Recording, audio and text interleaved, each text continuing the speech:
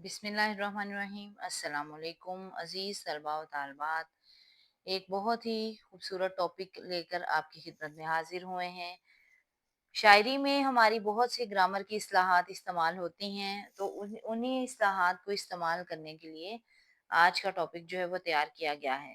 शायरी जब हम लिखते हैं, कोई नज़म नज़्म लिखते हैं या गज़ल लिखते हैं या कसीदा लिखते हैं, तो उसमें काफ़िए और रदीफ़ का इस्तेमाल जो है वो बहुत ज़्यादा होता है। तो स्टूडेंट्स को ये एमसीक्यूज़ भी आते हैं, तो आप लोगों को जो है कोई भी शायरी आपने लिखनी है, कोई नज़म लिखनी है, गज़ल लिखनी है, उससे पहले आपका काफ़िया और रदीफ़ का जानना बहुत ज़रूरी है। तो आज हम लोग काफ़िया और रदीफ़ को समझेंगे भी और उसकी डेफ़िनेशन भी जो है वो देखेंगे। तो सबसे पहले हम लोग काफ़िये की डेफ़िनेशन जो है वो पढ़ते हैं। काफ़िया किसे कहते हैं? हम आवाज़ अल्फ़ाज़ का मजमूआ काफ़िया कहलाता है। यानी ऐसे अल्फ़ाज़ होते हैं जो लिखने में मुख्तलिफ होते हैं, लेकिन उनकी आवाज़, उनकी साउंड, उनका बोलने का जो अंदाज़ होता है, वो एक जैसे जो है वो साउंड आती है, साउंड आवाज़ जो है वो एक जैसी आती है। हर शेर में काफ़िया तब्दील होता है, यानी पूरी गज़ल या कसीदा या नज़्म का हर काफ़िया जो है वो दूसरे से चेंज होता है। ताहम उसकी सौत एक ही रहती है। सौत अरबी ज़ुबान का लफ्ज़ है, इसका मतलब भी आवाज़ होता है, लेकिन काफ़िये की जो आवाज़ होती है वो एक ही रहती है। आपकी आसानी के लिए यहाँ एग्ज़ाम्पल्स लिखी गई हैं। सबसे पहला लफ्ज़ है सराब, हबाब, नवाब, कबाब, शराब वगैरह। अब जब मैंने बोले हैं तब भी आपने सुने होंगे कि ये सारे जो अल्फाज हमने लिखे उनकी साउंड जो है वो बिल्कुल एक जैसी थी।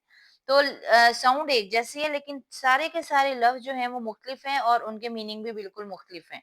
ऐसे अल्फाज जो हैं जो बार बार आते हैं गजल में या कसीदे में, और वो अल्फाज जो हैं वो काफिये कहलाते हैं। आपकी आसानी के लिए शेर लिखा गया है। हस्ती अपनी हबाब की सी है, ये नुमाइश शराब की सी है। यहाँ पर हबाब और शराब का लफ्ज जो है वो इस्तेमाल हुआ है। दोनों के मायने बिल्कुल मुख्तलिफ हैं और दोनों अल्फाज लिखने में भी मुख्तलिफ हैं, लेकिन दोनों की साउंड जो है, आवाज बोलने का जो अल्फाज हैं हबाब और शराब, वो अल्फाज का की आवाज जो है वो एक जैसी है। ऐसे अल्फाज को काफिये कहा जाता है। इस शेर में हबाब और शराब काफिये हैं। काफिये की जमा को कवाफी कहा जाता है। काफिया जो है उसकी आपको ये डेफिनेशन भी बहुत जरूरी है याद करनी। आपको पूछा जा सकता है कि हम आवाज अल्फाज का मजमुआ क्या कहलाता है, एमसीक्यू में आ सकता है, तो आपको पता होना चाहिए काफिया है। इसी तरह आपको ये शेर लिखकर, कोई सा भी शेर लिखकर पूछा जा सकता है कि इस शेर में काफिये की निशानदेही करें, तो आपको पता होगा काफिये क्या है, तो फिर ही आप काफिये की निशानदेही कर सकेंगे। उसके बाद अगला जो टॉपिक है वो है रदीफ। काफिये के साथ रदीफ लाजमो मलजूम है। यानी अगर आप काफिये का जिक्र कर रहे हैं तो रदीफ का जो है जिक्र भी लाजमी होगा। रदीफ के लुग़वी मायने है सवार के पीछे बैठने वाला। शेर के आखिर में एक या एक से ज्यादा अल्फाज जो बार बार आए रदीफ कहलाती है। रदीफ में कोई तब्दीली नहीं होती। ये ज़हन में रखें कि जो काफ़िये के अल्फाज हैं वो सारे के सारे एक दूसरे से मुख्तलिफ हैं, सिर्फ साउंड एक जैसी है। लेकिन रदीफ के अल्फाज जो होते हैं वो मुख्तलिफ नहीं होते। इसी शेर में आप देखें, हबाब और शराब काफ़िया है, की सी है और की सी है, ये रदीफ हैं। तो रदीफ सवार के पीछे बैठने वाले को कहते हैं। तो ये सवार है और ये सवार के जो पीछे बैठे हैं कीसी है, ये रदीफ है।